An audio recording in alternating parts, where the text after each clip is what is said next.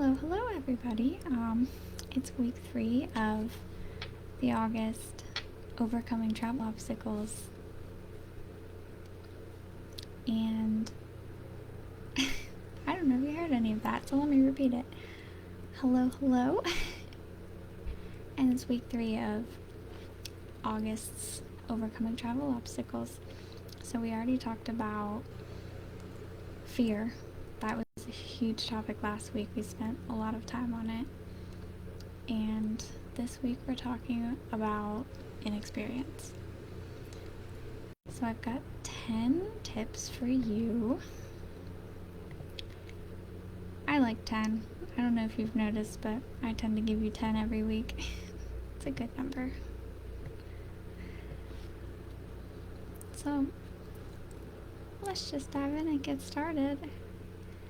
My first tip for you on how to overcome experience, because I once had a point where I never traveled at all.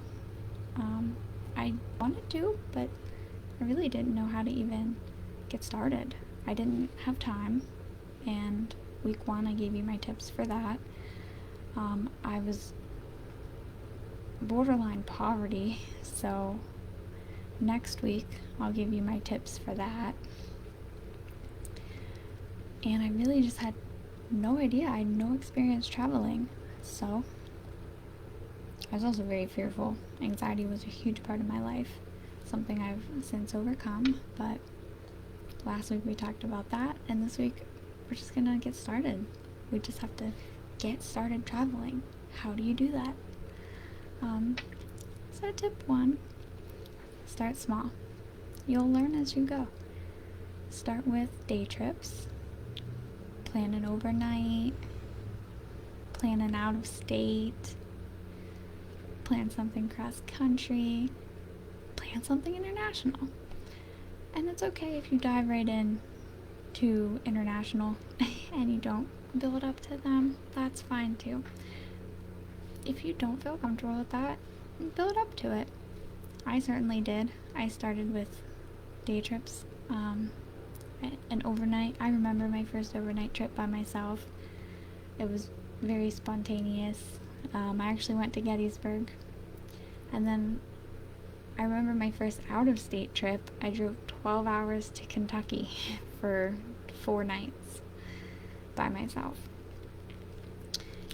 Amazing experiences. I will never forget them. And this year I've made it cross-country to Hawaii. Another amazing experience I will never forget. And next year, fingers crossed, I'm going to Spain. I wanted to go last year, and I did not. But I am actively planning for next year. So I've worked up to them. And the farther you are from home, in my experience, the more things you'll probably encounter that are new. And too many new things can definitely get overwhelming.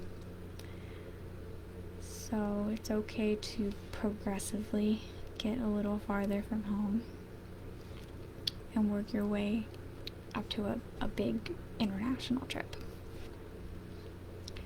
And even just starting with a day trip, to 1 night, to 2 nights, to a week.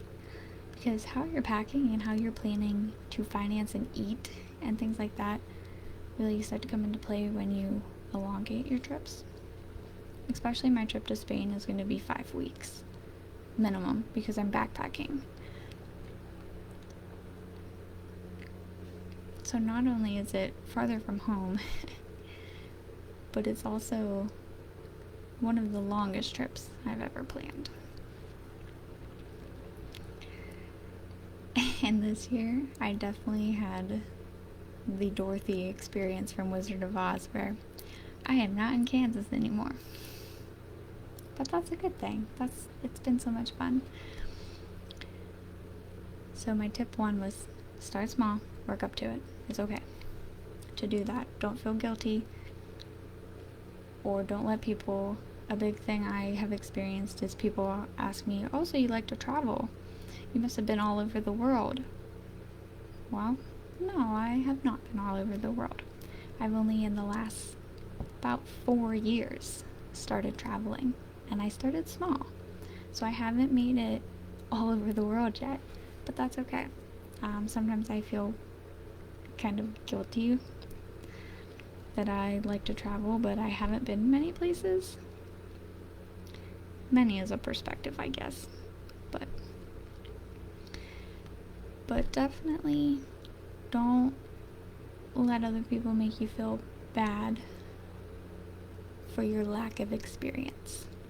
That's what I'm trying to say. I definitely have that experience pretty often when I encounter other travelers who have been all over the world. It's okay that you haven't and that you're inexperienced. Don't feel bad about it. We all start somewhere.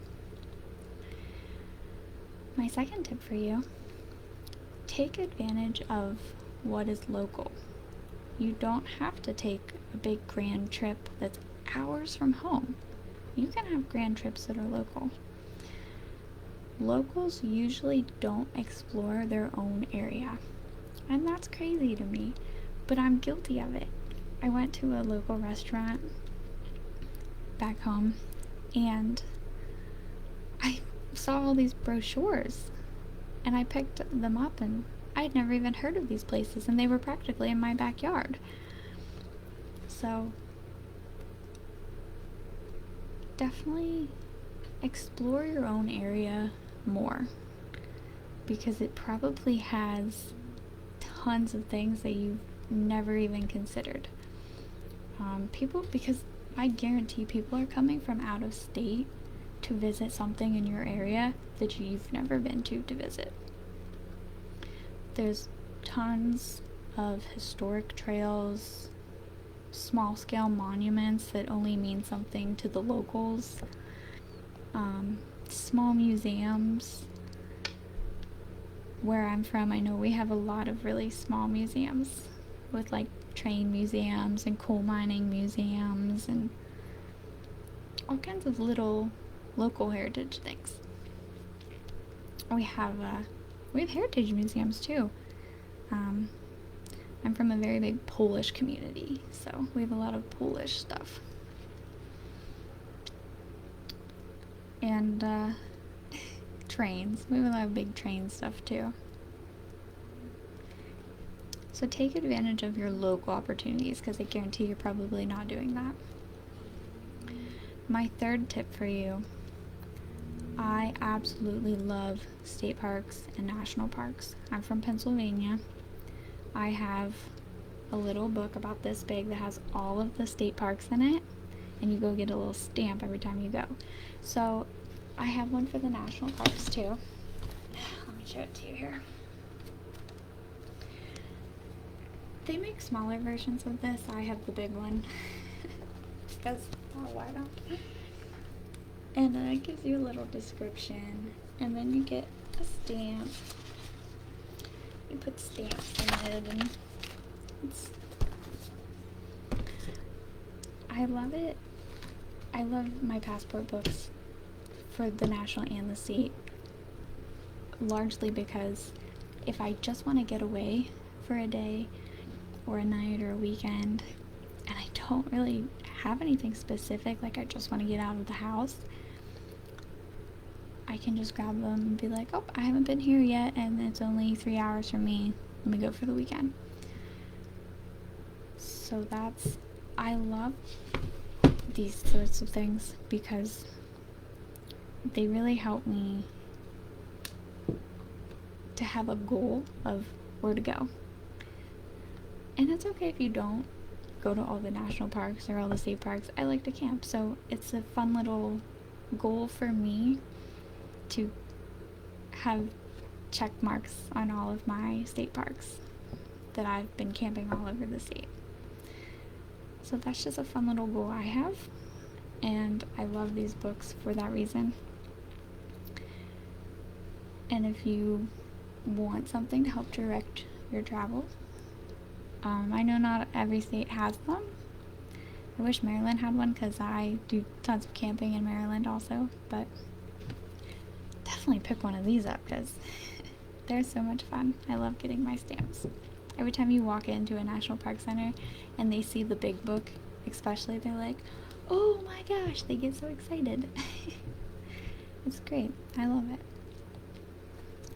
Another thing I love about state parks and national parks is, first off, they have apps. The national park especially has an app, and you can filter by park if you want specific parks close to you, or you can filter by state. So if I have a 3-day weekend, for example, and I want to get out of the house, I will filter it by the states just kind of local to me. And you can filter by dates also. And you can double up your filters. So I'll filter by like the states around me and the date that I want. And you can see the events that those parks are hosting. What's great is that it also tells you how long, what time these events are, how long you can plan for them to last, so that you can kind of plan out your day, what they cost, if they cost anything. A lot of them are usually free. And it's just really fun and it's really helpful. So that's another reason I love state parks, national parks, is because I have the book that it's become a fun little goal for me to hit all of them. And 2, it makes it really easy for me to pick somewhere to go, because sometimes I just want to get out of the house and I don't have any plans specifically for where I want to go. But if there's a big live action reenactment event going on in one of the national parks, the app will tell me that, and I'll go there for the weekend. Because they don't do reenactments 24/7. So last year it was really awesome. I hit a reenactment in Fort Frederick in Maryland, and I don't know, a couple years ago I hit the reenactments in Fort Loudoun near Pittsburgh. Just really fun stuff. I love the reenactments.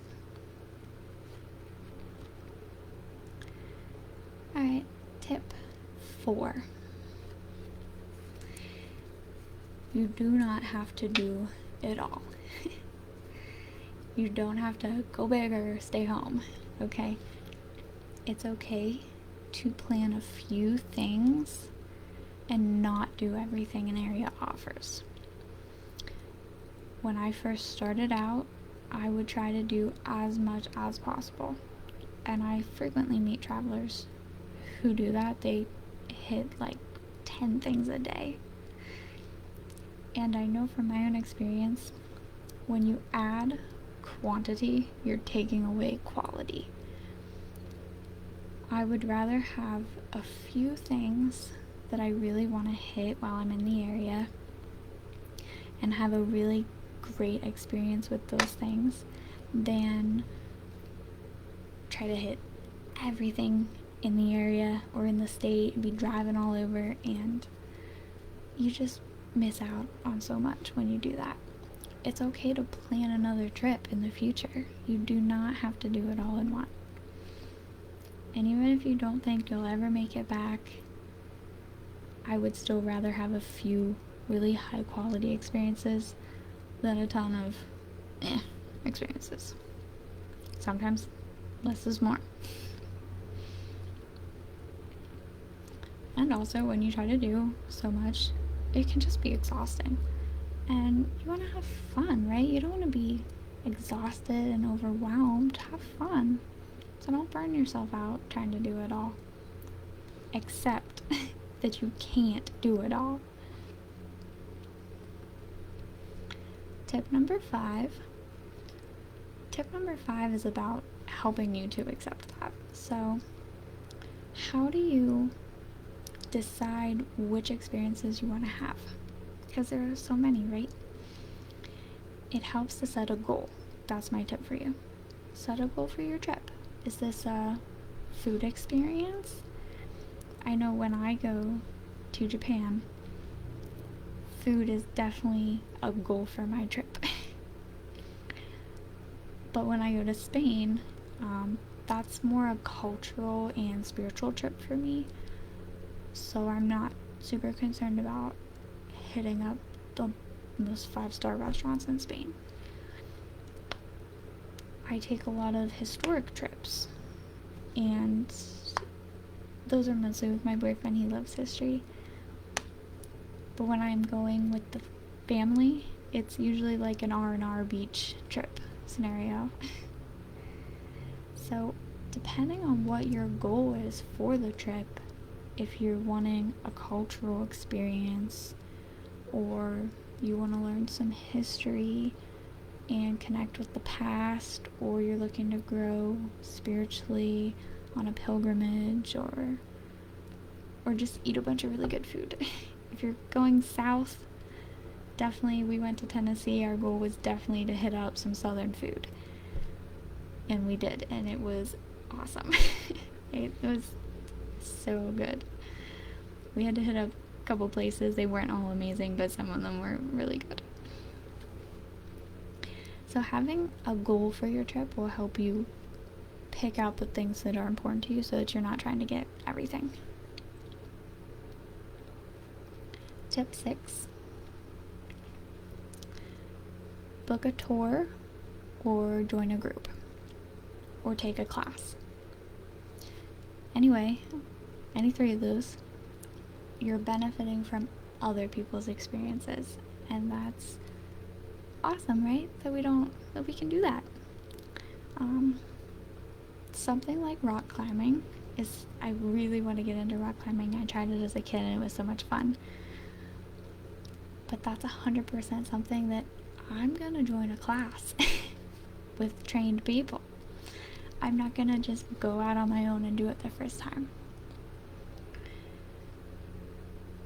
I was in a backpacking group on Facebook for a while, and people were always asking for advice and even planning meetups so they could go together.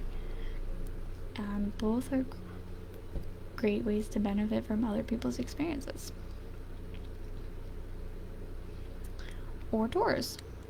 Great thing about tours is that they take care of accommodations and meals, sightseeing, activities. Not all of them. Some tours you get a lot of freedom to do that, but some tours, they take care of almost everything for you. So if you don't want to worry about the details, that's fine. You can always book a tour. And what's great about tours also is you have a guide to ask questions and learn from, so that the next time maybe you can go on your own. Maybe it's just you dipping your toes in before you really dive into something.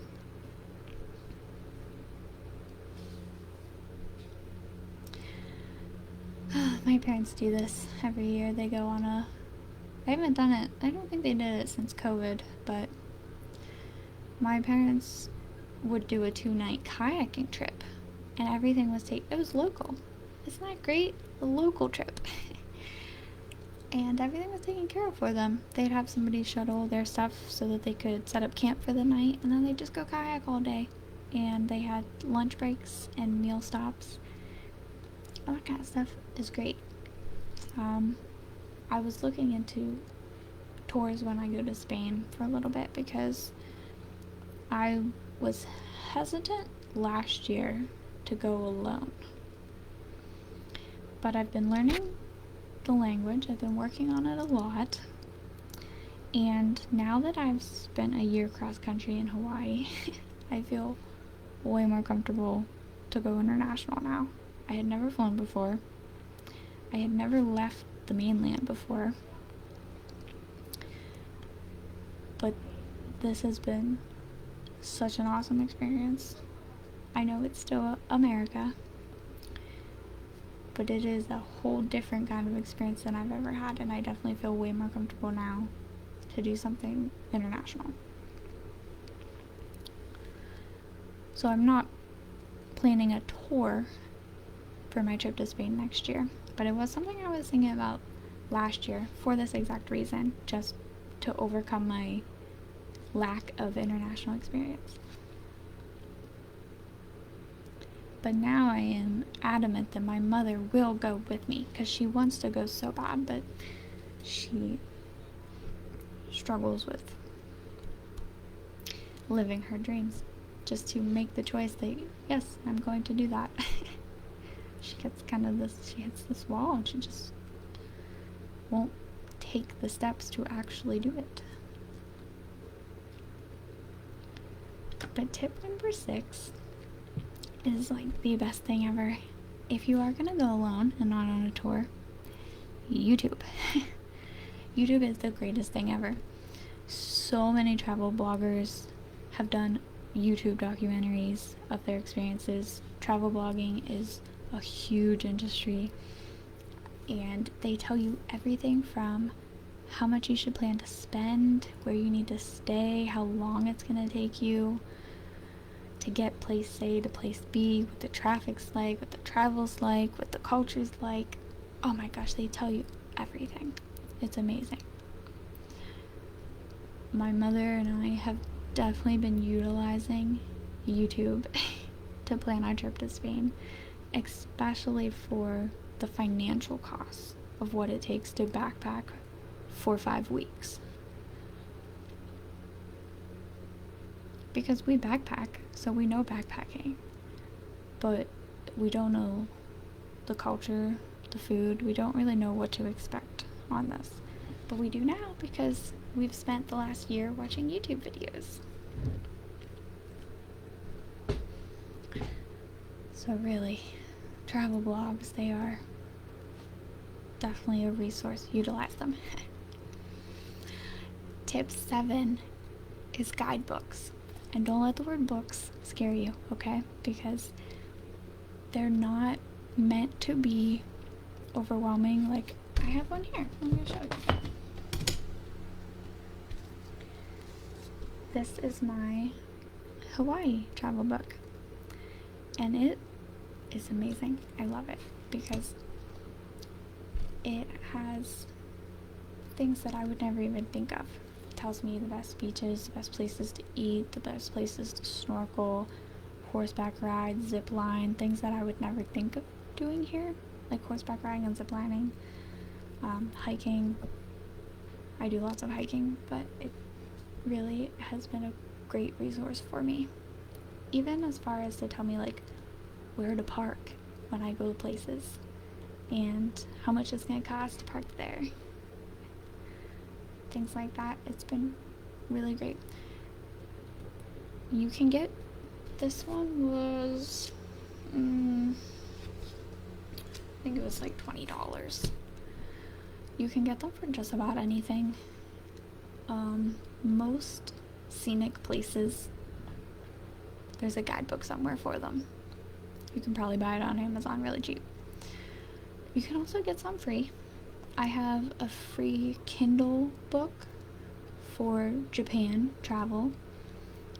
I'm not currently planning actively a trip to Japan, but it's definitely on my bucket list. And these things, even try hitting up their library. A lot of libraries have a travel section, and then you can just rent the books and hit up and take notes what you need, or take screenshots. And you don't always have to buy books if you don't want a whole bookshelf. I'm a book person, so I like to buy books. But I interrupted myself. What was I gonna say when I interrupted myself? Oh, don't let books scare you, because if you don't like to read, okay? I certainly have not read this entire book from front to back. It's organized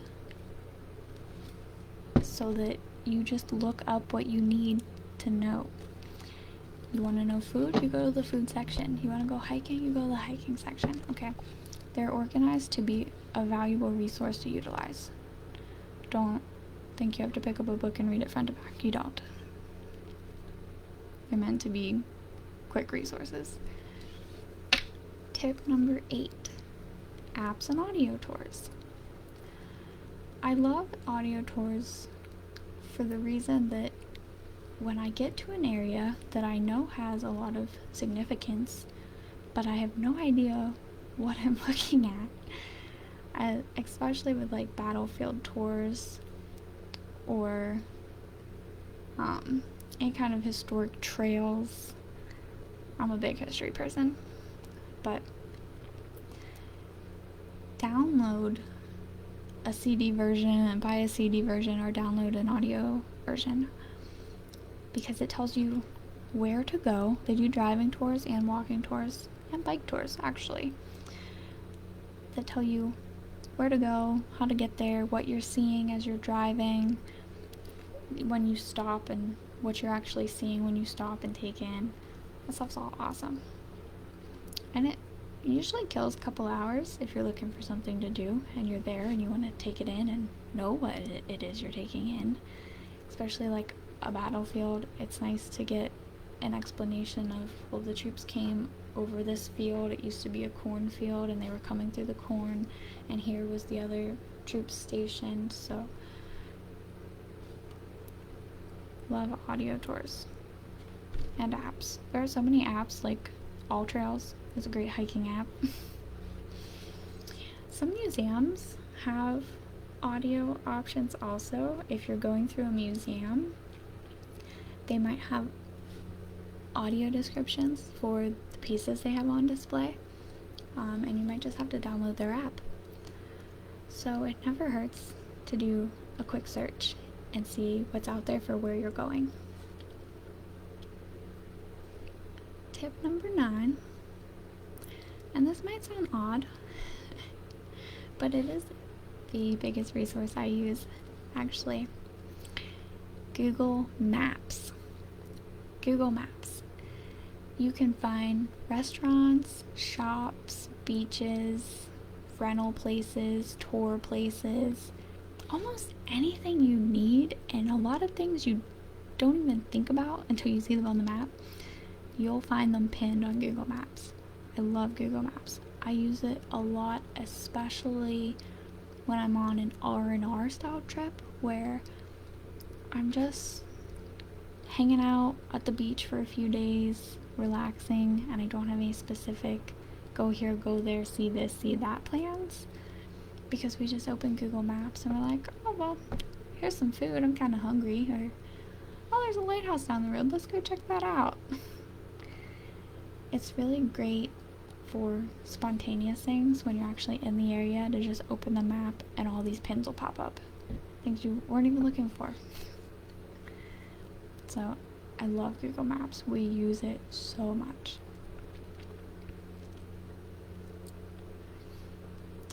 And my last tip for you, tip number 10, just do it. Sometimes, no matter how much you plan, you don't feel thoroughly prepared. And a big part of that is just nerves. We talked last week about overcoming fear.